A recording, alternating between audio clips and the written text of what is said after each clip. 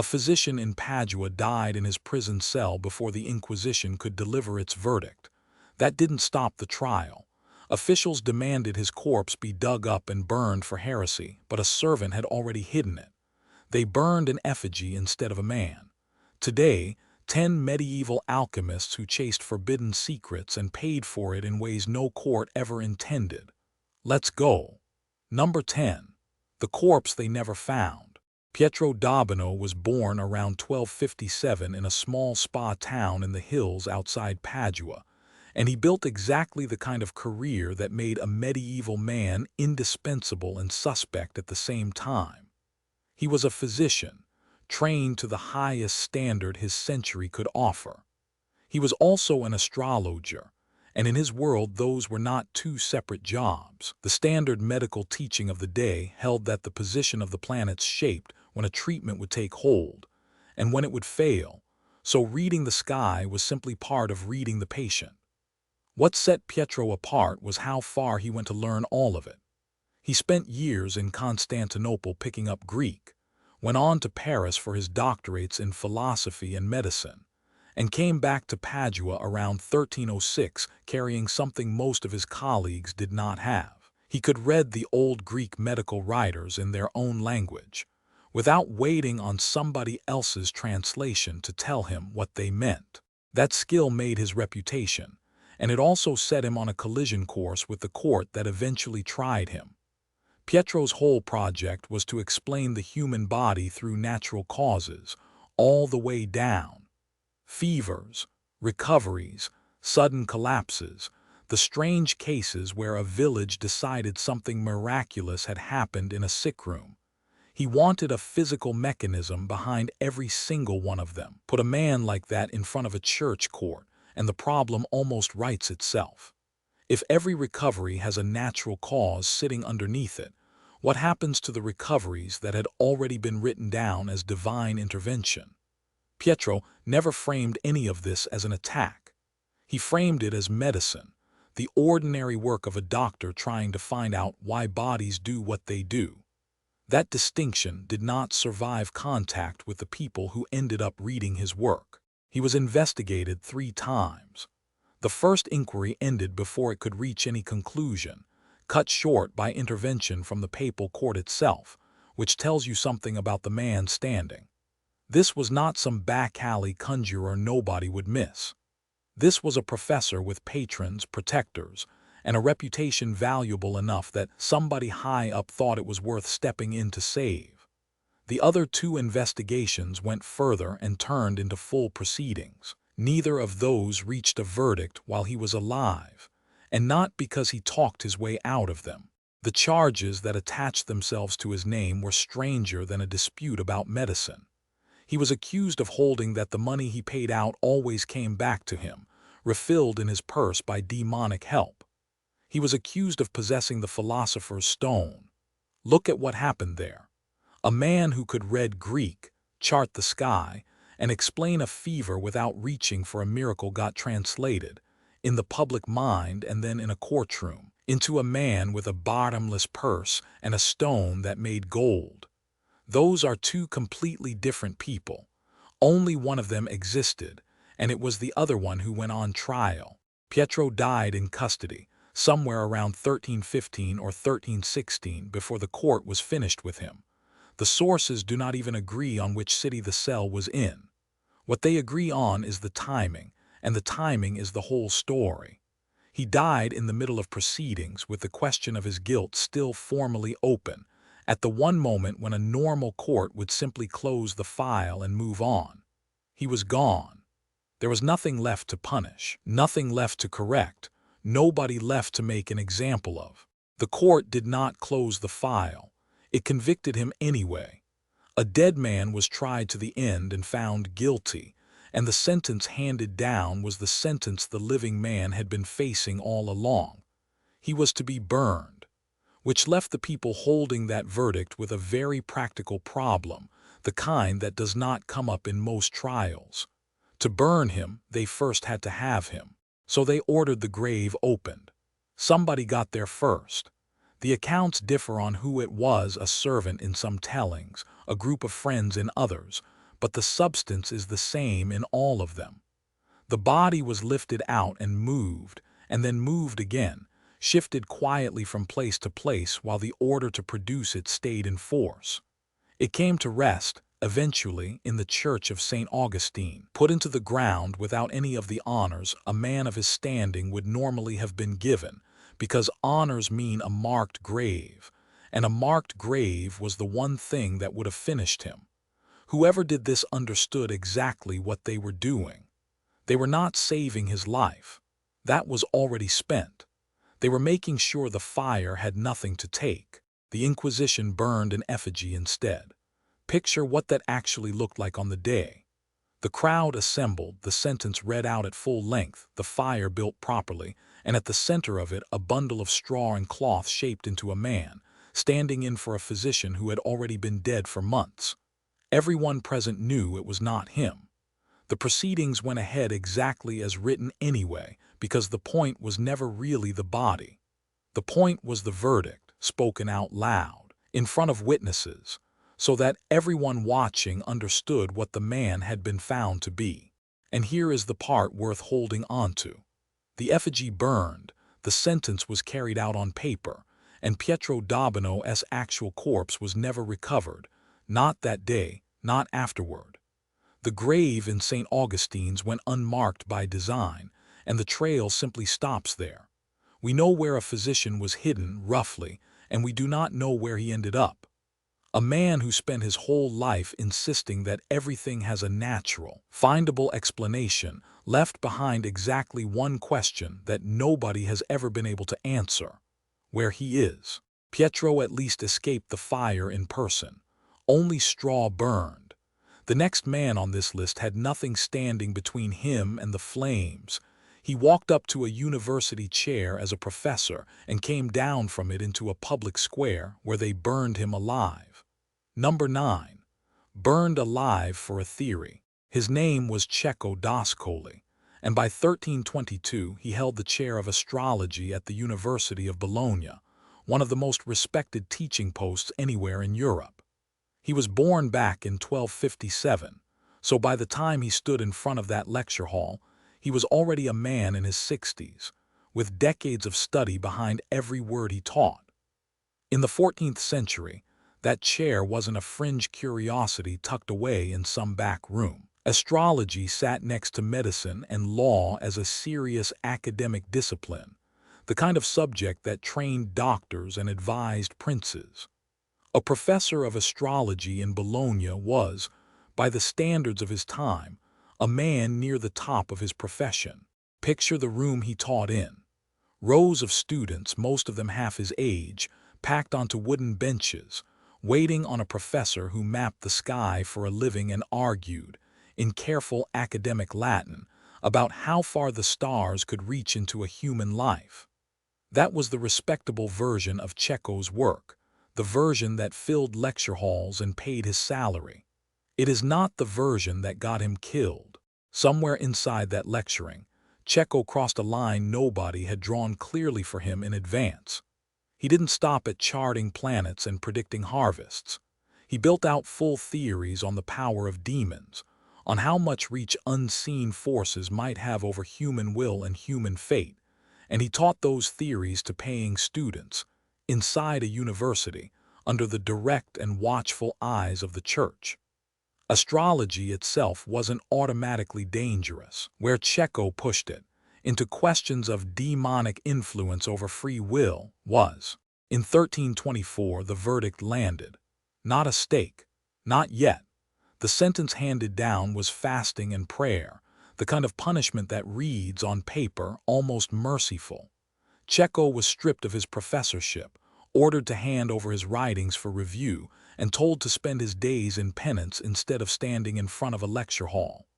No fire, no public spectacle, just the quiet erasure of a career built over decades. For a man who had spent his whole adult life climbing toward that chair in Bologna, losing it wasn't a small thing. It meant giving up his students, his salary, his name on the university rolls, and replacing all of it with empty stretches of prayer meant to correct a mind the court had judged dangerous. Compared to what came 3 years later, it looked, at the time, like he had gotten off remarkably easy. He didn't sit still and serve it. Cecco fled Bologna for Florence, and this is where the story stops being an academic scandal and starts turning into a trap slowly closing around him. In Florence, he kept doing exactly the thing that had gotten him in trouble in the first place, arguing loudly in public, with no particular interest in who he offended along the way. Only now his targets weren't rival astrologers or cautious churchmen. He went after two of the most respected literary names in the entire country, tearing into the work of Dante and Cavalcanti with the same sharp tongue he had used for years against academic rivals. A man already under suspicion, in a new city, picking fights with the most admired writers in Italy, was not making himself safer. He was making himself impossible to ignore. That's the detail that actually decided his fate. It wasn't the original theory about demons that put Cecco on the stake. That case had already been closed once, settled with prayer and fasting, not fire. What sent him back in front of the court was recidivism, the same charge of heresy resurfacing a second time, at the exact moment he had also made himself deeply unpopular with two of the sharpest pens in Italy. Under the logic of the courts that judged him, a man who had already been corrected once and returned to the same errors was treated far more harshly than a first offender, whatever the actual content of his theories. Cecco had a clean, documented history of a prior conviction, and now fresh enemies happy to watch him fall. There was almost no room left to talk his way out of it a second time. On September 26, 1327, Cecco d'Ascoli was burned alive just outside Florence. He was around 70 years old, an age when most men of his standing would have already been decades retired from any kind of public danger, quietly writing in a study rather than standing in front of a crowd gathered to watch him die. Back in Bologna, the chair he once held in front of packed benches simply sat empty, waiting for the next astrologer who knew better than to argue about demons in public. He became the first university scholar in Europe executed by the Inquisition, a professor who had a full lecture hall and a respected chair 1 year, and stood chained to a stake, watched by that same public, 3 years later. Here's the part that should sit with you longer than the fire itself, longer than the image of an old professor chained to a stake outside a city he'd fled to for safety. Nobody ever built anything out of Cecco's theory about demons. No device came from it, no ritual, no working proof that a single person ever tried putting his ideas about demonic power into practice anywhere in the real world. He wasn't executed for something he did. He was executed for a claim that never left the page, argued out loud in a lecture hall and defended, badly and much too late, in a courtroom that had already made up its mind. Cecco burned for a theory that nobody ever tried to test. The next man on this list gets locked away by his own brothers for the exact opposite reason. His theories didn't just sound dangerous on paper. He knew how to make them work. Number 8. Locked up by his own monks. Roger Bacon was a Franciscan friar working in England sometime around the 1200s, and long before anyone had the word scientist to describe him. He was running the kind of experiments most of his contemporaries would have quietly called witchcraft. He is the first European known to have written down, in real technical detail, how to make gunpowder, the exact mixture of charcoal, sulfur, and saltpeter that turned a jar of black dust into something that could tear a hole through solid stone. That wasn't folklore or rumor passed between travelers.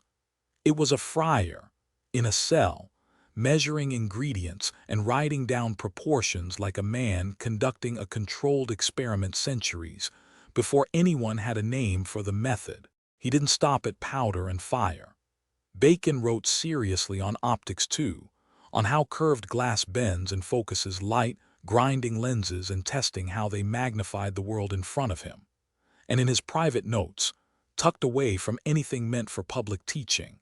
He predicted machines that didn't exist yet anywhere on Earth, flying devices that could carry a man through open air, and carriages that moved entirely on their own, with no horse pulling them at all. On paper, inside an English friary, he was sketching out a future that was still 500 years away from being real. To the men reading over his shoulder, none of that looked like science. It looked like a man talking to something he shouldn't. None of what happened next came from an outside enemy. In 1278, it was Bacon's own order, the Franciscans, who put him under lock and key. The charge on record was heresies and novelties, a phrase loose and flexible enough to cover almost anything: his work in alchemy, his astrology, his experiments that looked, to the men living around him, uncomfortably close to sorcery. A friar grinding glass into lenses, weighing dark powders on a scale, and scribbling notes about carriages that moved on their own didn't look like scholarship to everyone in that friary. To some of his brothers, it looked like exactly the kind of forbidden dabbling their vows were supposed to keep them away from. These weren't inquisitors sent down from Rome to investigate a stranger. These were friars he had eaten beside, prayed beside, and sworn obedience to on the day he first joined the order. That's the detail worth sitting with longer than the imprisonment itself. The men who locked Roger Bacon away weren't strangers passing judgment from a safe distance, the way an inquisitor might arrive in a town he'd never visited before. They were the brothers he had promised his entire life to.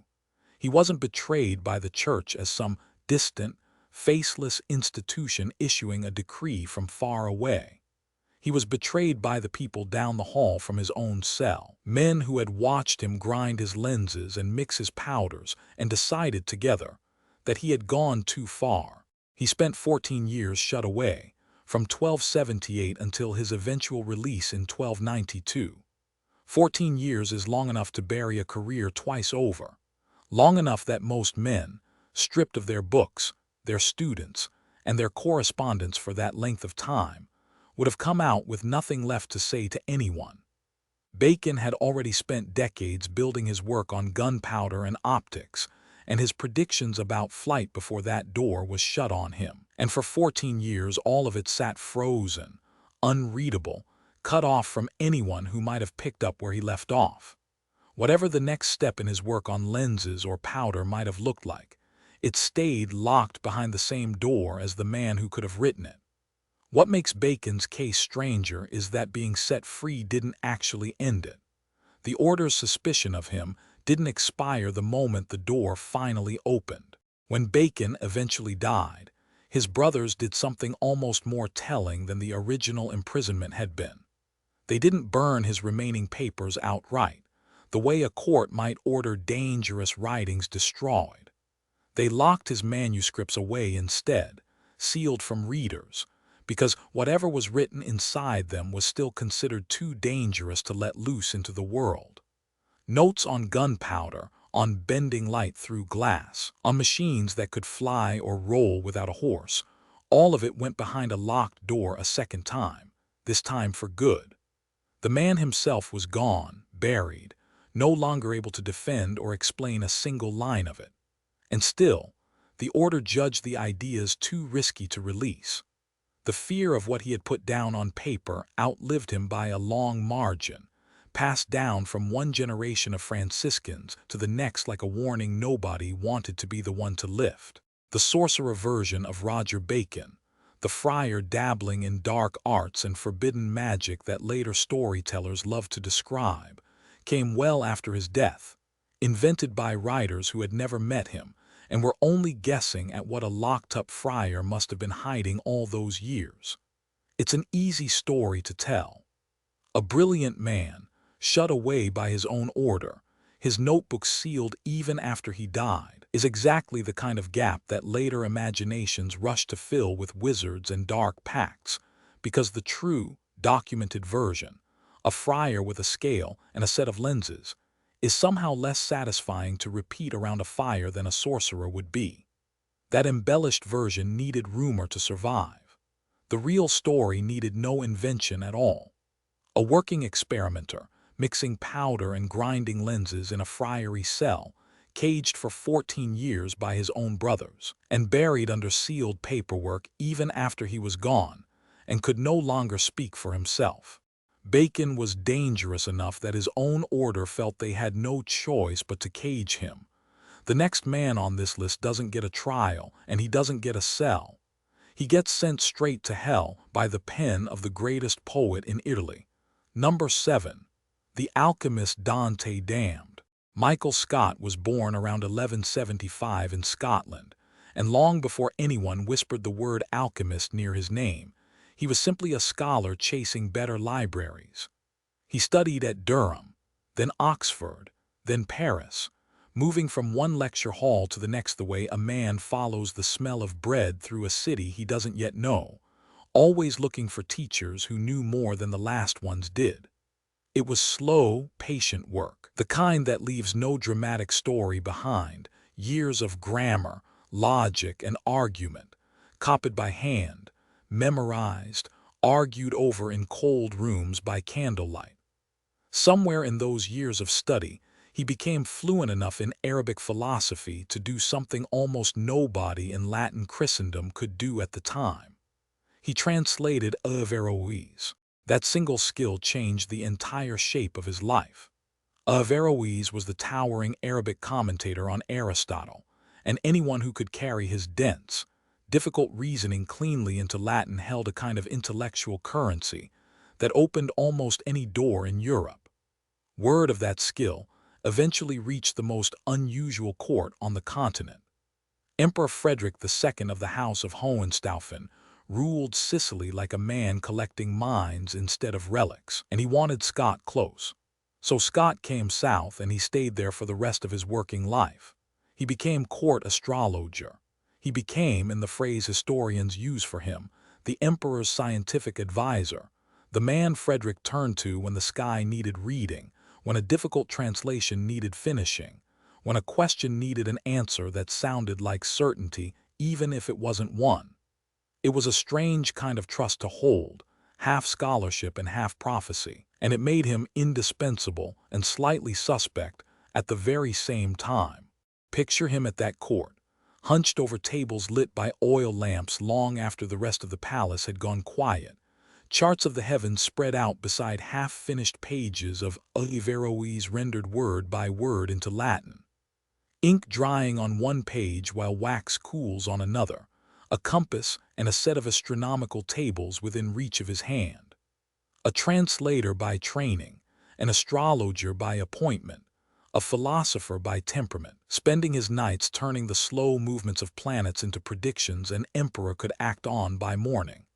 There is something almost quiet and unglamorous in that image, a working scholar, not a magician, doing a job the court paid him to do, year after year, page after page. Nothing about that picture looks like a man doomed for eternity. He wasn't burned at a stake. He wasn't locked away by his own order. He wasn't hunted by an inquisitor holding a warrant with his name on it. Michael Scott died around 1235, by most accounts quietly, his reputation intact, his position at court secure right up to the end. No trial, no confiscated books, no formal accusation, no whisper of a summons, nothing on record at all. And then, decades after he was already in the ground, a poet decided otherwise. Dante Alighieri was writing the Inferno, walking his reader circle by circle through the architecture of hell, when he reached the 8th circle, the ring reserved for fraud in its coldest, most calculated forms. In Canto 20, among the sorcerers and the false prophets, the ones who claim to see further into the future than any human being should, Dante places a damned soul and names him Michael Scott. He gives him no trial, no confession, no formal charge read aloud before judges. He gives him a punishment instead, the kind Dante reserved for diviners throughout that canto, a body twisted so completely that the head faces backward, forced to walk forever staring at what lies behind while stumbling blind into what lies ahead. Tears run down his spine, because his face can no longer point the way his own feet are moving. Every step forward is a step he cannot see coming, an eternity spent paying for trying to see too far into what was never his to know. 800 years later, readers still meet Michael Scott for the first time inside that same canto, not inside any court record, because that is the only place his name reliably survives at all. There was no inquisitor's file on Michael Scott anywhere in the archives of his century. No trial record, no seized manuscripts, no formal accusation of sorcery survives from his own lifetime. Whatever reputation he carried as a dabbler in forbidden arts, sources don't fully agree on how much of it was ever real, and how much simply followed him because a translator of Arabic science, a court astrologer, and a man who read the stars for an emperor was already standing close enough to suspicion for a poet to make use of him later, long after he could speak for himself. What survives instead, permanently, is one man's verdict, set down in verse rather than in a courtroom. Dante needed a name for the eighth circle, and he picked a Scottish scholar who had once served an emperor and once translated Averroes, and put him there forever, staring backward through 800 years of readers turning the same page. No court ever convicted Michael Scott. No church ever formally condemned him. A poet did, once, on the page, in a judgment that has outlasted every inquisitor's record from his entire century, copied and recopied long after the men who might have tried him in life were forgotten by everyone but scholars. The next man on this list passed his own sentence in advance, and he didn't need a poet to do it for him. He stood up in his own lifetime and called alchemy a fraud to anyone who would listen. And that is exactly why, long after he was gone, the legend turned him into Europe's greatest alchemist. Number 6. The man who called it fake. Ramon Lull was born in 1232 on Majorca, and nothing about his real life reads like the biography of an alchemist. He was a philosopher and a missionary, a man who spent his career writing about logic, theology, and the conversion of unbelievers rather than furnaces and crucibles. His most famous work, the Ars Magna, was an attempt to build something close to a universal method of reasoning, a system of rotating wheels and diagrams meant to prove Christian truth to anyone, of any faith, through pure logical argument rather than force or persuasion. That was the project he actually spent his life on, refining it across decades of travel, debate, and revision. And in his genuine works, the ones that survive under his own hand and his own name, Lull says plainly what he thought of alchemists. He called them fools. He said their claims about transmuting one metal into another were nonsense, dressed up in ceremony to look like wisdom. He died in 1315 holding that exact opinion, having never once, in any authenticated text, claimed to have made gold out of lead, or claimed any hidden mastery over metals at all, which makes what happened to his name afterward almost too strange to believe. Decades after Lull was in his grave, unable to correct a single line, anonymous writers began producing alchemical treatises and attaching his name to them, the way a forger signs a famous painter's initials to a canvas the master never touched. Historians now call this body of writing the pseudo-Lullian corpus, and it grew for generations, each new text borrowing a little more credibility from a name that had nothing to do with any of it. Readers who never saw his real philosophy simply assumed the alchemical Lull was the true one, and the more the corpus grew, the more that assumption hardened into common knowledge. Out of that corpus came the story that eventually swallowed the real man whole. The legend says Lull traveled to England and appeared before the king in its most vivid version, King Edward III himself, and made him an offer. Fund a crusade, the story goes, and Lull would supply the gold, not coins drawn from a treasury. Gold conjured out of ordinary lead, through the philosopher's stone he supposedly possessed and guarded like a secret worth an entire kingdom. And according to the tale, he delivered on the promise, in full. 22 tons of gold, poured out molten and struck into coins known to history as rose nobles, English currency that genuinely existed and genuinely circulated across the realm for years. 22 tons is not a small number to picture. Either enough molten gold to bury a chapel floor, which is exactly the kind of image that keeps a legend alive for centuries after the man it is attached to can no longer deny it. The legend borrows a real object, a real coin any collector could hold in their palm, and wraps a complete fantasy around it, which is exactly what makes it convincing on the surface. Instead of funding a holy war with that fortune, the king is said to have turned on him, locking Lull away in the tower and keeping the gold for himself, launching a war against France instead of a crusade against anyone abroad. One especially colorful version of the story even claims the alchemist philosopher could transform himself into a red rooster to slip past his guards in the dark, leaving the tower empty and his captors baffled by morning. Here is the detail that breaks the entire story apart cleanly, the moment anyone lines up the dates. Ramon Lull died in 1315. Edward III was born in 1312. When Lull was lowered into the ground, the king the legend needs him to meet and impress was a 3-year-old child, nowhere near a throne, decades away from any war with France, and generations away from the mint that would eventually strike a single rose noble. The gold in the story didn't exist yet. The war in the story hadn't happened yet. The king in the story couldn't yet speak in full sentences, let alone negotiate with a philosopher over the funding of a crusade. The men who wrote the pseudo-Lullian corpus weren't building on a life. They were building on a name, borrowed from a dead philosopher who could no longer object, and stitched onto events that occurred long after he had stopped being able to correct anyone at all. That's the real shape of the legend, once you look at the dates side by side instead of taking the story at its word.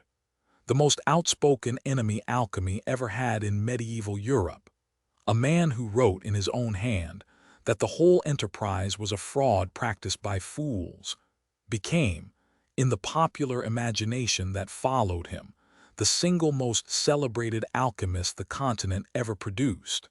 He never changed his mind while he lived. He never wrote a single word in support of transmutation, while he was alive to be believed or doubted by anyone who knew him.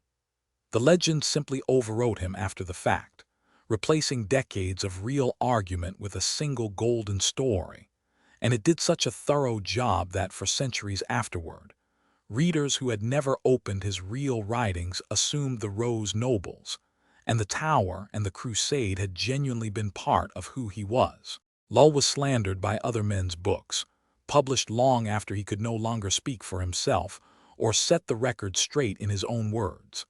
The next man on this list was reshaped by other men's books too, an entire corpus of them, written under his name and directly against his own record. He spent his real career treating popes and kings, moving through the highest courts in Europe, and he had nothing but contempt for the men who called themselves alchemists, dismissing them as ignorant frauds who didn't understand what they claimed to be doing.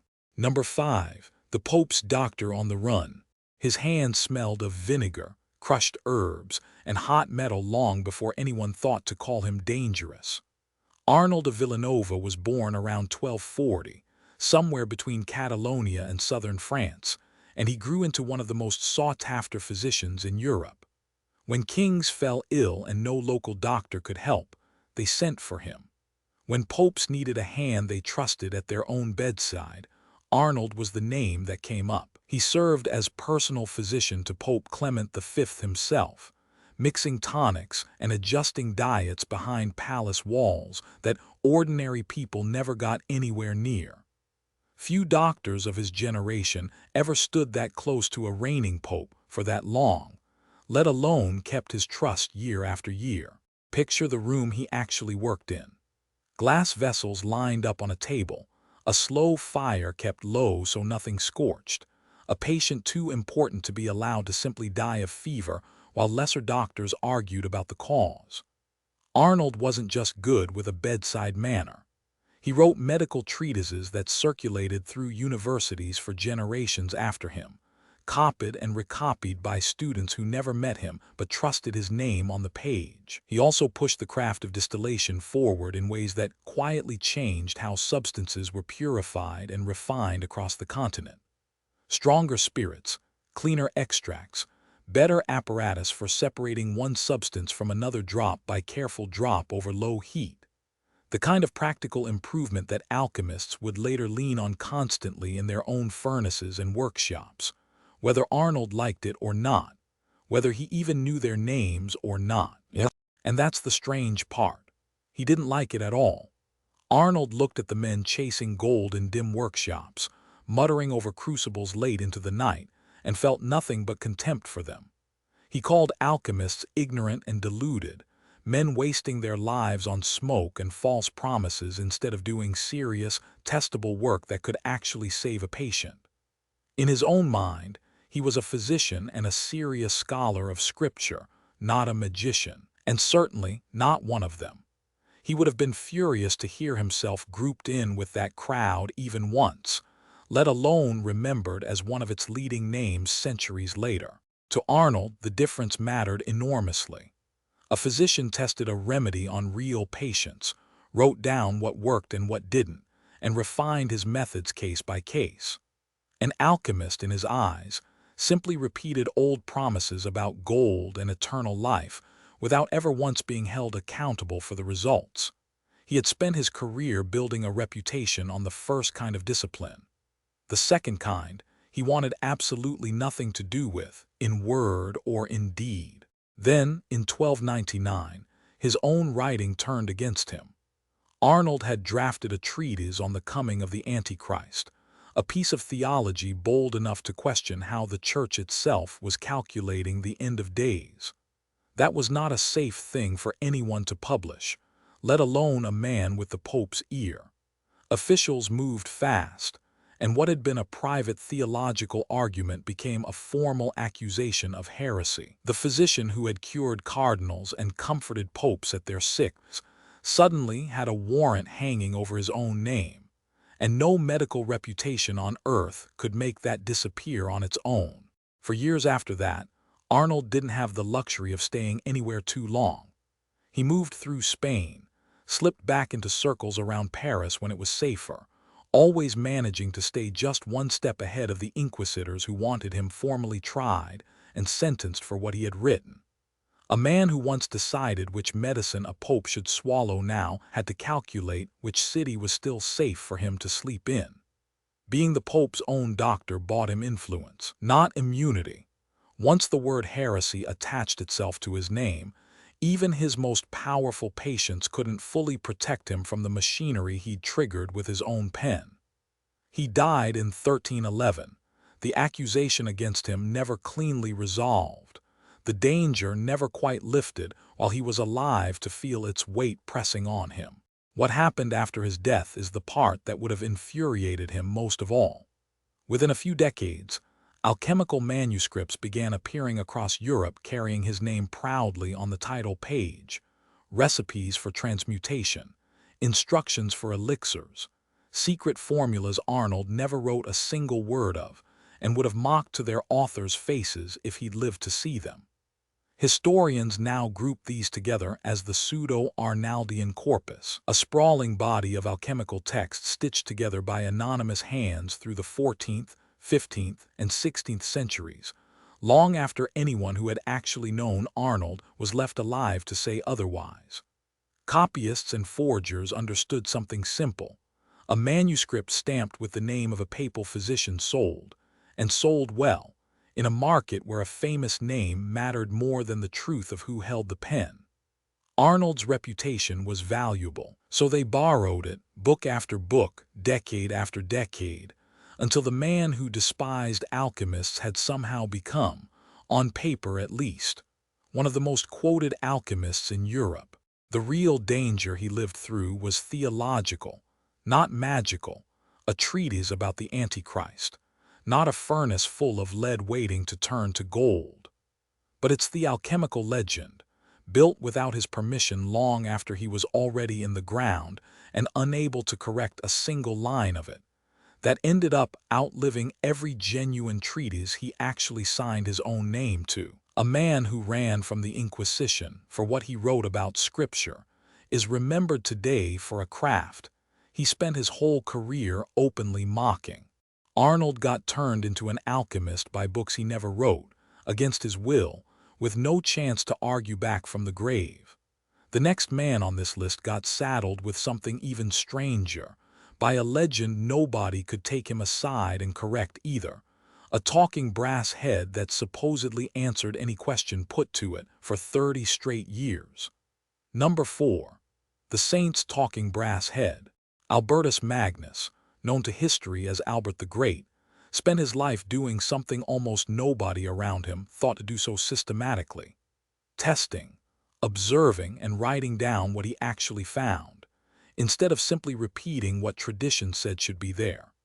He was born around 1200 in Cologne, and he grew into a Dominican monk with an appetite for nearly every subject the medieval world allowed a scholar to touch: theology, minerals, plants, the slow movement of the stars overhead, the properties of ordinary stone and metal that everyone else walked past without a second look.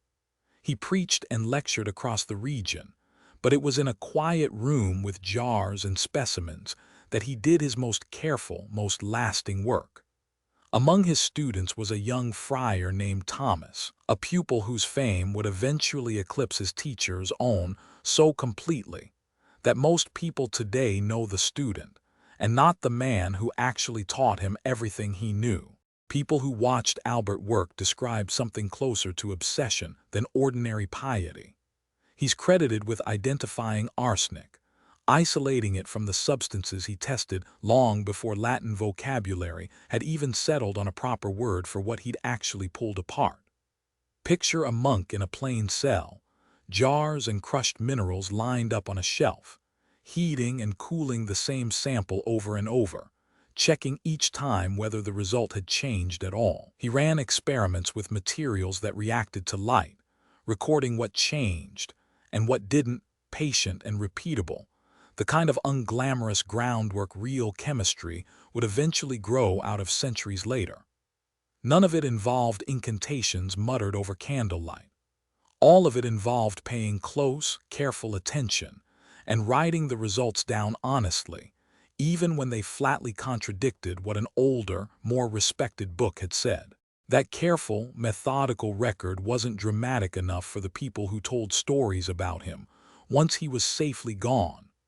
What survived instead, passed from one storyteller to the next, was a legend about a head cast in brass, said to listen to any question put in front of it and speak back intelligent answers in return. According to the tale, Albert spent 30 years building the thing in total secrecy.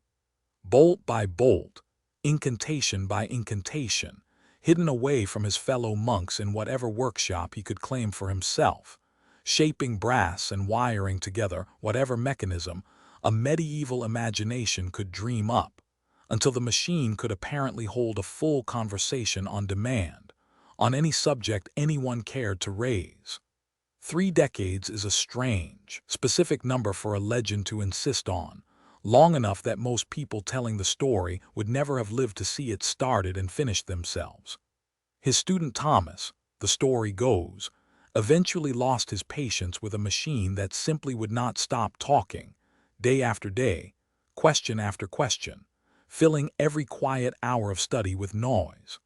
One version of the tale has him smashing it to pieces with his bare hands, unable to sit through one more of its endless, chattering answers. A second legend goes even further, claiming Albert finally accomplished what every alchemist on this entire list failed to do. He supposedly discovered the philosopher's stone itself, the one substance capable of turning base metal into gold and curing every illness besides, and on his deathbed pressed it into Thomas's hands as a final gift to his favorite student, a secret too precious to let die with him. It's a clean, satisfying ending for a story like this one.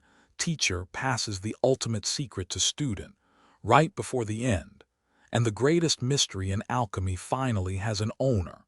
It's also flatly impossible. Thomas died 6 years before Albert did.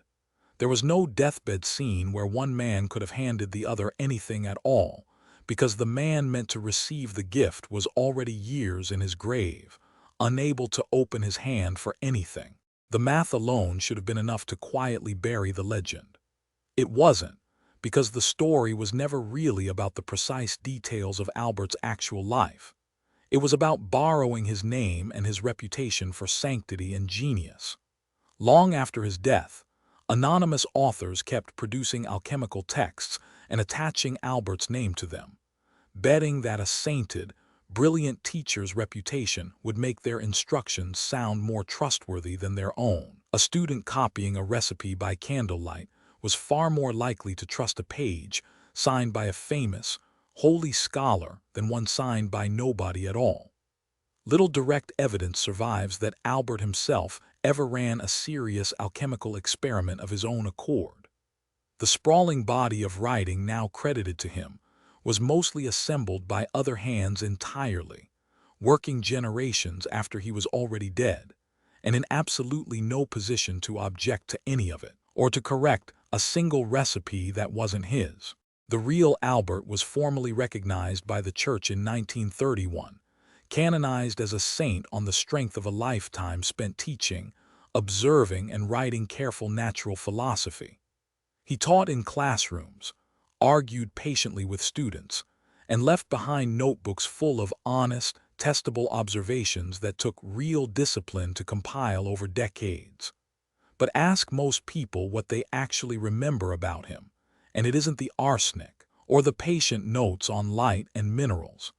It's a brass head said to have talked for 30 years, and a gift that the calendar itself proves he never had the chance to give in the first place.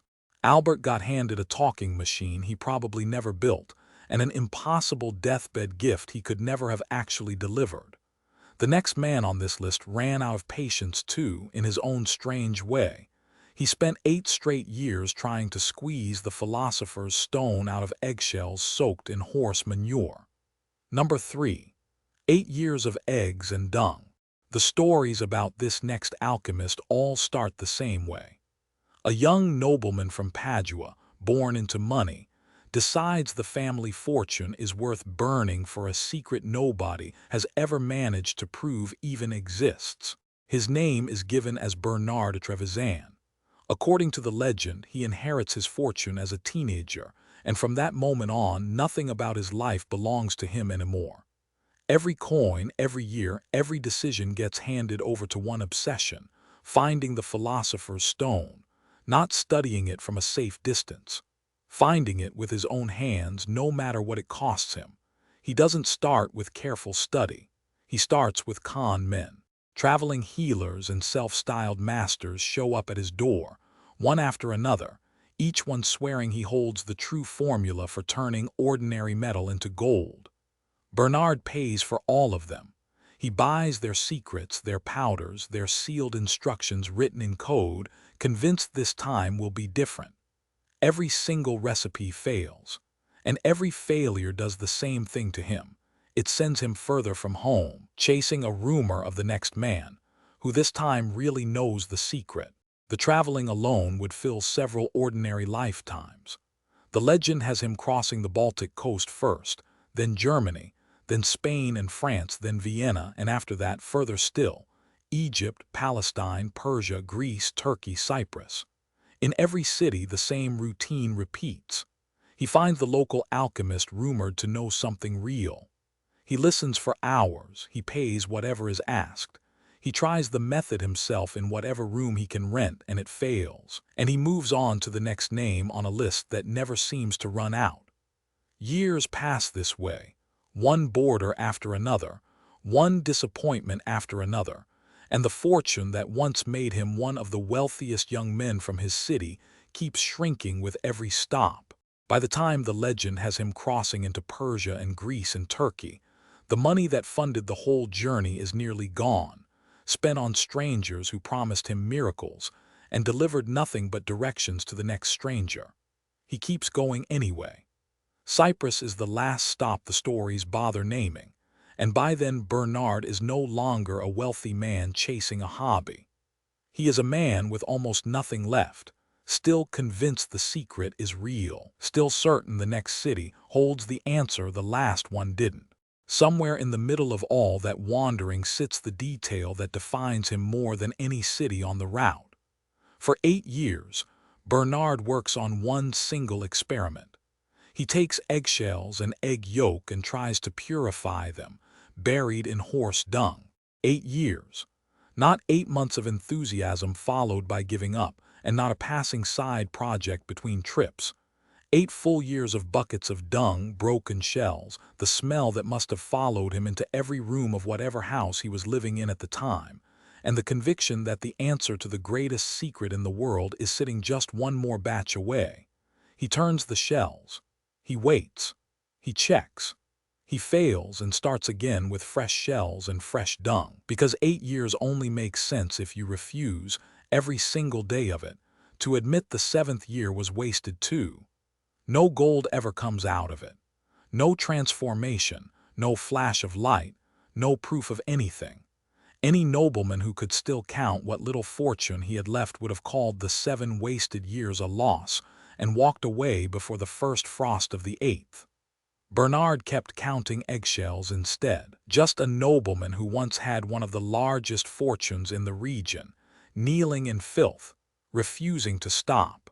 That detail, the eggs, the dung, the 8 years, is the one piece of this story that every alchemical text about him seems to agree on, which makes what comes next so strange. Here's the turn. Modern historians looking into Bernard Trevisan's actual life have found something the legend never once mentions. There may be no real Bernard Trevisan at all.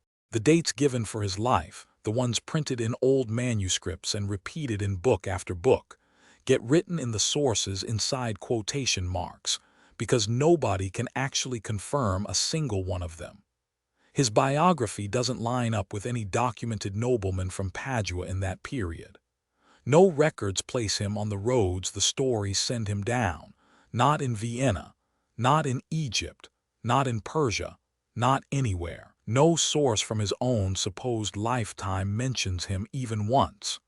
The 8 years of eggshells has no witness but the legend itself, and the legend, it turns out, is the only thing that ever existed.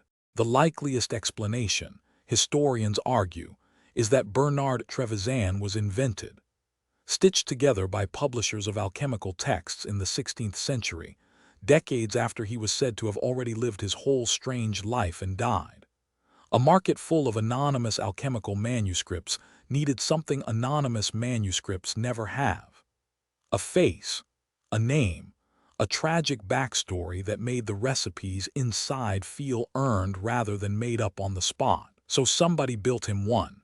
Aristocratic birth, a fortune to burn, decades of wandering across 3 continents, 8 years on his knees with eggshells and dung, all of it assembled to make treatises with no real author sound like they came from a real, tested, suffering authority instead of from nowhere at all. There's nothing left to check, because there may be nothing there to check. The paper trail doesn't lead to a person.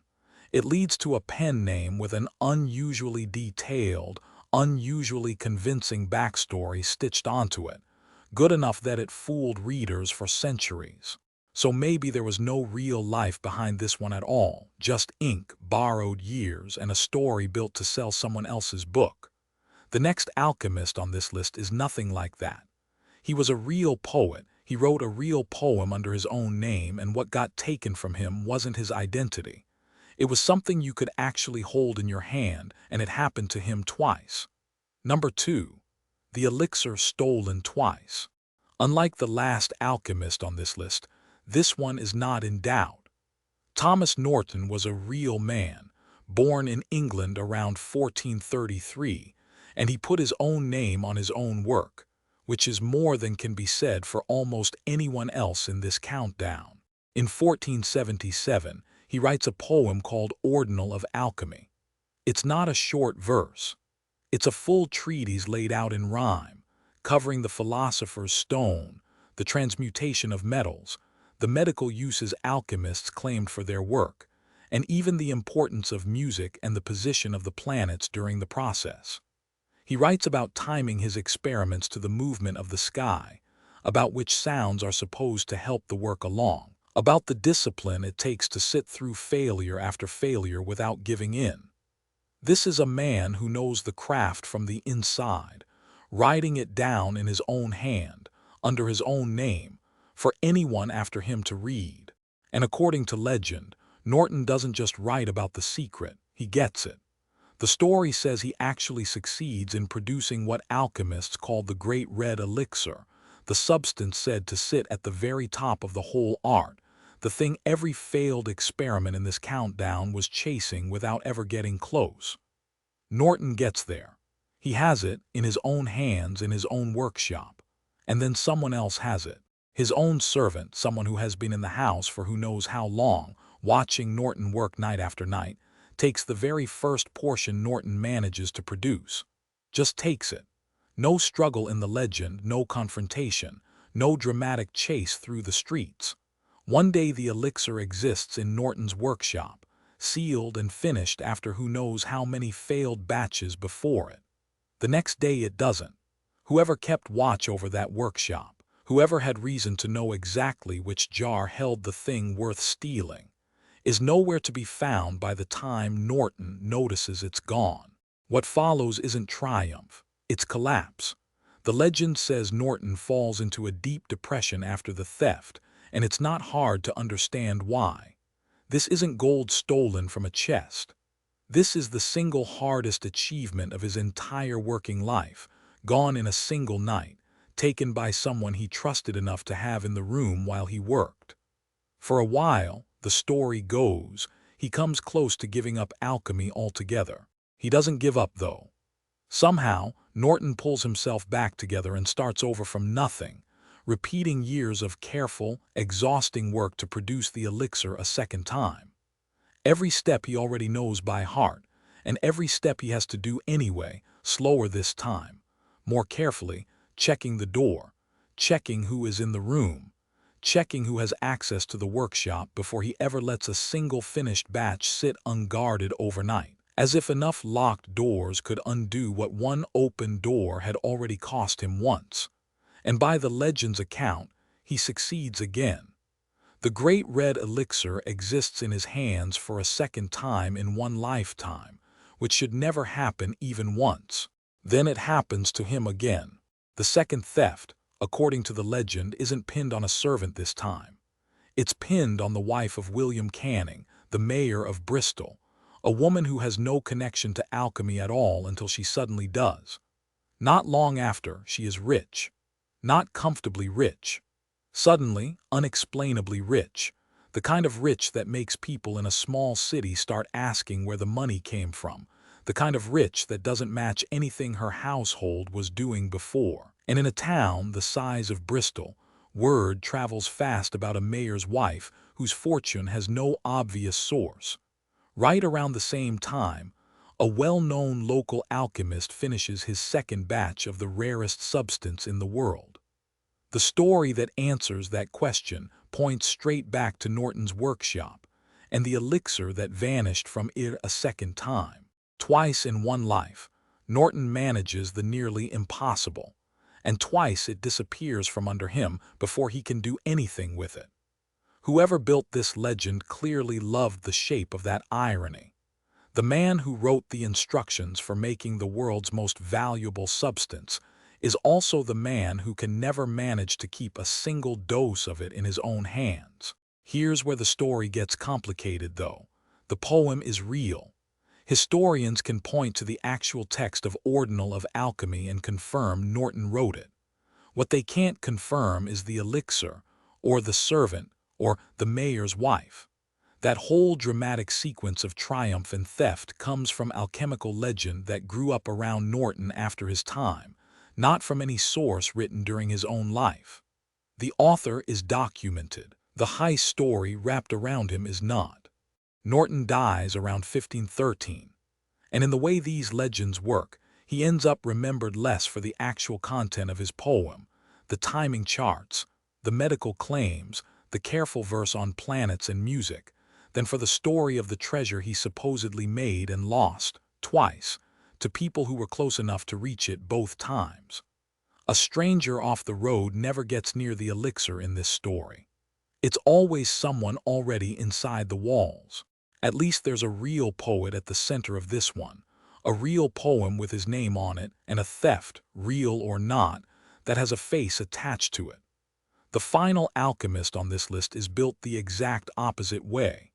The man himself was real beyond question, impeccably documented, nothing invented about his existence at all. But what got stolen from him wasn't sitting in a workshop for one night. It was his entire biography, fitted with a book he never wrote onto the empty space left behind by his very ordinary life, roughly 2 centuries after he was already in the ground. Number 1. The merchant who became a myth. Paris in the years before 1418. A public scribe sits at a narrow desk near the cemetery of the Innocents, a stack of parchment in front of him and a pot of ink at his elbow. His name is Nicholas Flamel. He copies letters and contracts for people who cannot write their own names. He sells manuscripts to clergy and to merchants who want a psalter or a book of hours. It is steady, unglamorous work. Nobody in that room believes they are watching the birth of the most famous alchemist in history.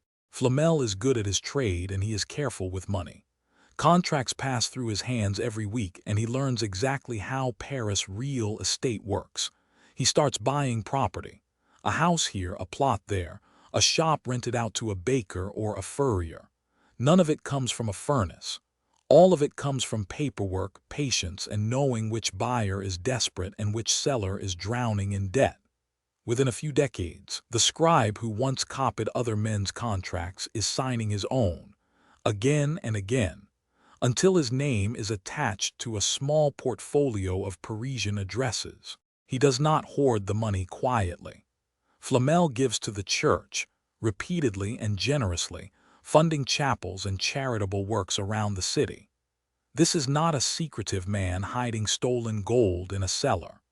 This is a public donor whose name appears on parish records, a respected bourgeois citizen doing exactly what wealthy Parisians of his era were expected to do with a fortune built on trade. He dies in 1418, an old man, a widower, a property owner, a churchgoer. His estate is settled the way estates were settled for any prosperous Parisian merchant, with deeds and debts and donations already on record for anyone to check. There is no trial. No inquisitor comes for his papers. No chronicler of his own century calls him a sorcerer or a seeker of the philosopher's stone. For a man who will later be remembered as the greatest alchemist who ever lived, the silence around him at the moment of his death is almost total. If Nicholas Flamel spent his life chasing forbidden secrets, not one person who actually knew him thought it was worth writing down, and not one document from his own century even hints at it. And then, for roughly 200 years, nothing happens. No pamphlet, no rumor recorded by a contemporary, no trace of the story that will eventually make his name famous across Europe. 2 centuries of silence sit between the scribe who is buried and the myth that has not yet been born.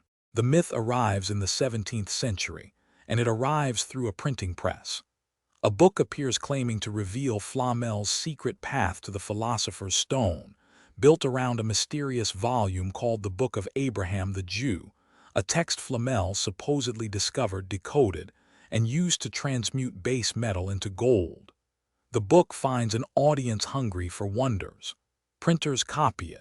Translators carry it into other languages. Readers who never set foot in Paris start repeating the story as established fact. Here is the part worth sitting with. A printing press, not a rumor mill, is what turned Nicholas Flamel into a legend. Manuscripts had always spread slowly, one copy at a time, mostly among people who could check each other's claims. Print worked differently. A publisher could stamp out hundreds of identical copies of a story and send them into cities where nobody had ever met the man being described. The 17th century had an appetite for hidden knowledge and secret societies, and a dead Parisian scribe made a convenient, safely distant hero for that appetite. He could not object. He could not correct the record. He had been gone for 200 years. What makes the case unusually clean is the complete absence of anything to argue about. With some legendary figures, historians can point to a suspicious contemporary letter, a garbled court record, a grain of something real buried under the exaggeration. With Flamel, there is nothing from his own lifetime that even gestures toward alchemy. No accusation, no confession, no whispered reputation recorded by a neighbor. The entire alchemical Flamel, philosopher's stone and secret manuscript, and all, appears to have been invented wholesale, long after the man who supposedly lived it was already dust. Think about what that means for how a reputation actually gets built. While Flamel was alive, his name traveled the way most names traveled in his century, slowly, on paper passed hand to hand, checked against people who could vouch for him or contradict him. Once he was dead for 200 years, none of those witnesses were left to argue back. A printed book did not need his permission, his memory, or a single surviving neighbor to make its case. It just needed readers willing to believe a dead scribe had been hiding something extraordinary the whole time. The one piece of Flamel that survives untouched by any of this is stone and mortar, not ink. His house on the Rue de Montmorency still stands in Paris today, one of the oldest surviving stone residences in the city. It was never built as a monument to alchemy. It was built by a scribe who bought property the ordinary way, contract by contract, and it was already standing long before anyone printed a word about the philosopher's stone. So the real Nicolas Flamel and the legendary one barely overlap. One was a careful, literate businessman who profited from paperwork and gave generously to his church. The other was a wizard hoarding a forbidden manuscript, a character built 200 years after the fact by printers who needed a compelling name to put on a title page. The gap between them is not a mystery to be solved. It is a demonstration of how easily a printing press can manufacture a sorcerer out of a man who spent his whole life doing nothing more mysterious than balancing his accounts. Almost none of the 10 men on this list called themselves sorcerers, and several of them said the opposite in plain writing. It was other people's books, other people's courts, and other people's fear that did the work, usually long after the accused was already in the ground. The forbidden knowledge was never really the danger. The real danger was what got written about a person once they could no longer speak for themselves. If you want more stories about the ones history quietly turned into saints or monsters, long after they had any say in the matter, you know what to do. Subscribe, and we will keep digging up the rest of them.